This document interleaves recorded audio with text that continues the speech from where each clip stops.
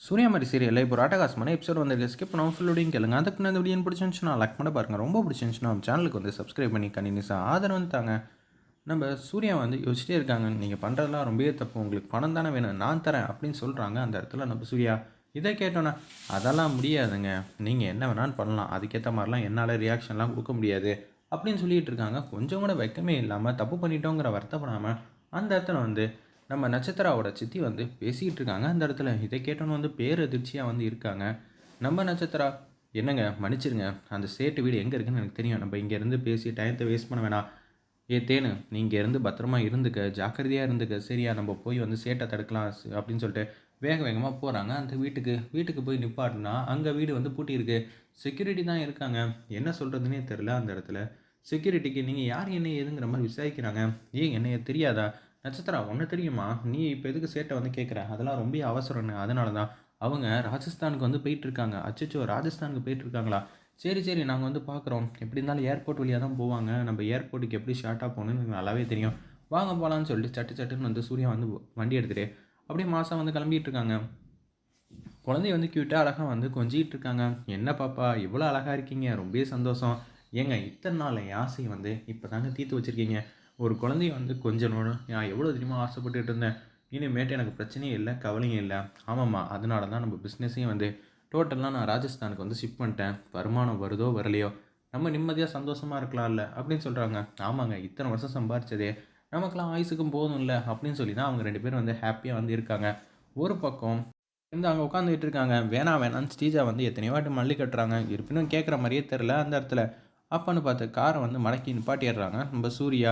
உடனே வந்து இறங்கியா முதல்ல அப்படின்னு சொல்லி சேட்டு சட்டையை பிடிச்சி இழுக்கிறாங்க. ஏங்க நாங்கள் தான் பேசுகிறோம்ல, ஃபஸ்ட்டு பேசி பார்ப்போம், அதுக்கப்புறம் எது வந்தாலும் பார்த்துக்கலாம். சேட்டு இவரோட குழந்தை மரியாதையாக கொடுங்க அப்படின்னு சொன்னோன்னே என்ன நினச்சிட்டு இருக்கீங்க? நாங்கள் வந்து கொடுத்துட்டு தாம வாங்கிட்டு போகிறோம். தேவையில்லாமல் பிரச்சனை பண்ணுறவெல்லாம் வச்சுக்காத. என்னையா நினச்சிக்கிட்டு இருக்க?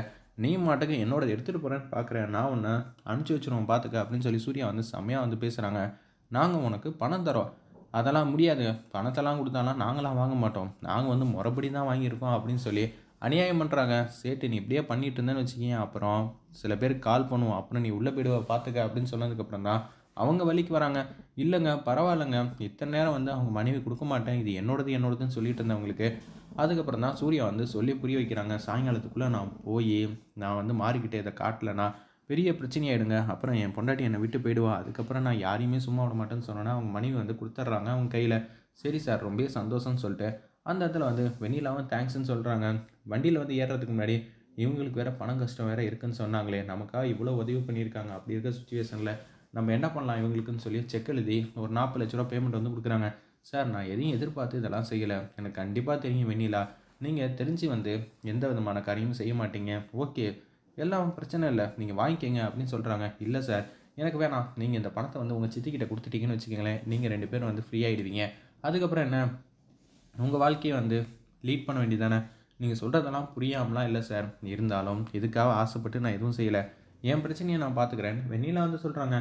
நான் கொடுத்தா வாங்க மாட்டீங்க. பாப்பா வெண்ணிலா அக்காட்ட இதை கொடுங்க அப்படின்னு சொல்லும்போது வெண்ணிலா அக்காட்ட வந்து இதெல்லாம் வந்து கொடுக்குறாங்க. அந்த இடத்துல ரொம்ப சந்தோஷம் சார், நீங்கள் பார்த்து பத்திரமா போங்கன்னொன்னே இது எல்லா விஷயத்தையும் வந்து சங்கரமணி வந்து பார்த்துட்றாங்க. தாராக்கு வந்து ஃபோன் அடித்து சொல்கிறாங்க. சிஸ்டர் முதல்ல எல்லாமே இன்றைக்கி மிகப்பெரிய ஆப்பாக வச்சுட்டாங்க. அந்த 2 பசங்களும் வந்து மாட்டிக்கிட்டாங்க. ராமலிங்கமும் சுந்தரலிங்கமும். அச்சச்சோ, அவங்க பேர் சொன்னாங்களா? சத்தியமாக இது வரைக்கும் பேர் சொல்ல வரல. ஆனால் அடிக்கிற அடியில் உண்மையை சொன்னாலும் சொல்லுவாங்க. அதுக்கப்புறம் எல்லா உண்மையும் சூர்யாவுக்கு வந்து தெரியும். என்னடா எப்படி ஆகி போச்சு? இப்போ சூர்யா கையில் அந்த இது கிடச்சிச்சா இல்லையா? கிடச்சிருச்சு. கோயிலுக்கு வந்து போகிறா. என்னடா ஏதாவது ஒரு காரியமாவது நல்லதாக சொல்கிறியா? சிஸ்டர் நம்மளை சுற்றி என்ன நடக்குதோ அதை தான் சொல்ல முடியும். அதை விட்டுட்டு நடக்காதெல்லாம் சொல்ல முடியுமா? நீ என்ன பண்ணுவியோ எது பண்ணியான்னு தெரியாது. சூர்யா கிட்டேருந்து அந்த பொருளை வந்து நீ வாங்கிடுற. வாங்கலைன்னு வச்சுக்கேன், அப்புறம் அவ்வளோதான். மாறி வந்து சந்திக்கும் போது சூர்யா வந்து வெறுங்கை வீசிட்டு தான் வரணும். சரி சிஸ்டர் நான் பார்த்துக்கிறேன் அப்படின்னு சொல்லும்போது சூர்யா மட்டும் காரில் வந்து வந்துக்கிட்டே இருக்காங்க. அப்போன்னு பார்த்து 2 பேர் வந்து பைக்கில் வந்து நிப்பாட்டுறாங்க. என்னையா பிரச்சனை பண்ணிக்கிட்டு இருக்க அப்படின்னு சொல்லி கேட்குறாங்க. சரியாக வந்து பார்த்துலாம் வரமாட்டியா? மரியாதையாக வண்டியை விட்டு கீழே இறங்கினோட அங்கே வந்து சண்டைக்கான லீடு வந்து போட்டுட்ருக்காங்க. சூர்யாவை வந்து லைட்டாக அடிச்சுட்டு தூக்கிட்டு வருவாங்களா? என்ன இவங்க எப்படி காமெடி பண்ணிக்கிட்டு இருக்காங்க அப்படின்னு சொல்லும்போது வேறு 2 பேர் வந்து அந்த கார் கதவை திறக்கிற மாதிரி சூர்யாவுக்கு தெரிஞ்சோன்னே கையில் இருக்கிற சாவி வச்சு லாக் பண்ணி நம்ம சூர்யா வேறு லெவலில் இருந்துச்சுன்னே சொல்லலாம். அந்த சீன்லாம் ஒரு பக்கம் வந்து டிஷும் பண்ண ஆரம்பிச்சிடுறாங்க. நம்ம சூர்யா வந்து அவங்க 2 பேரையும் பின்னாடியிலேருந்து வரவங்க அவங்களும் வந்து அடிக்கிறாங்க. டேய் சீக்கிரம் ஏதாவது ஒன்று சூர்யா மாப்பிள்ளை ஏதாவது ஒன்று பண்ணிவிட்டு தூக்கிட்டு வாங்கடா, இல்லாட்டி தாராகிட்ட என்னால் பதில்லாம் சொல்ல முடியாதுன்னு ஒரு கருப்பு கலர் கார் பின்னாடி உட்காந்துக்கிட்டு இது எல்லாத்தையும் பார்த்துக்கிட்டு இருக்காங்க சங்கரபாணி. இருப்பினும் வந்து சூர்யா வந்து எல்லா இடத்துலையும் வந்து டிஷும் டிஷும் சண்டை போட்டுக்கிட்டே இருக்காங்க. ஒரு பக்கம் அந்த கருப்பு கலர் கார் பக்கத்துலேயே வந்து சண்டை போட்டுக்கிட்டு இருக்காங்க. அச்சச்சோ சூர்யா மாப்பிள்ளை என்ன வந்து பார்த்துருவானோ, அவங்கள வந்து ஏதாவது ஒன்று பண்ணுங்கண்ணானா என்ன வந்து மாட்டி விட்டுருவாங்க போல இருக்கே அப்படின்னு சொல்லி காரு கீழே வந்து அப்படியே உட்காந்துட்டாப்புல. அந்த இடத்துல சக்கரபாணி அல்டிமேட் காமெடியாக இருந்துச்சுன்னே சொல்லலாம். இவன் வந்து எப்படி இருந்தாலும் வந்து எடுத்துருவான், ரொம்ப சந்தோஷம் தான் சொல்லி ஒருத்தவங்க காருக்கு அதை வந்து திறக்க முயற்சி பண்ணுறாங்க. எல்லாரையும் வந்து அடிச்சு போட்டுட்டு அவங்கள எட்டி உதைக்கிறாங்க பாருங்க. வேற லெவலில் செம்ம ஃபைட் சீனாக இருந்துச்சு. எல்லாரும் வந்து சூர்யா அடிக்கிற அடியில் தாங்க முடியாமல் குடுகுடுன்னு எஸ்கேப் ஆகிட்டாங்க. அட பாவிங்களா, இனிமேட்டு தாராகிட்டு நான் எதுவுமே பதில் சொல்ல முடியாதுன்னு சொல்லி ஃபோனை வந்து சங்கரமணி வந்து சுவிட்ச் ஆஃப் வந்து பண்ணுறாங்க. அந்த இடத்துல ஒரு பக்கம் இது எல்லாத்தையும் வந்து தாராவால் எதிரே பார்க்கல. என்னது சங்கரமணி ஃபோன் வந்து சுவிட்ச் ஆஃப் பண்ணிட்டான், அவன் எப்போதும் வந்து தோற்று போயிட்டானா இது மாதிரி தான் சொல்லுவான் செய்வான், இப்போ என்ன பண்ண முடியும் அப்படின்னு சொல்லி உச்சக்கட்ட கோவத்தில் வந்து பேசுகிறாங்க. அந்த இடத்துல நம்ம தாரா கார் எடுத்துகிட்டு வேக வேகமாக வந்து மாரியை பார்த்தே ஆகணுங்கிற மாதிரி சொல்லும்போது ஆல்மோஸ்ட் சாயங்காலம் ஆக போகுது. மாறி தயவு செஞ்சுமா எதுவும் பண்ணாத மாதிரி நீ அமைதியாயிரு, நீ வந்து நிச்சயம் பண்ணுற வேண்டுதெல்லாம் சாமிக்கு வந்து ஏற்றுப்பாங்க, நாளைக்கு காலையில் வரைக்கும் அமைதியாயிரு மாதிரிங்கிற மாதிரி தான் ஸ்ரீஜா வந்து அன்பா பாசமாக வந்து பேசுகிறாங்க. இருப்பினும் வந்து எதுலேயுமே வந்து நாட்டம் இல்லாமல் அப்படியே அமைதியாக வந்து மனசை வச்சுக்கிட்டு அந்த இடத்துல வந்து மாறி நான் சொல்கிறது தான் செய்வேன், செய்கிறது தான் சொல்லுவேங்கிற மாதிரி தான் அந்த இடத்துல வந்து யோசிச்சுட்டு இருக்கிற மாதிரி காட்டுறாங்க.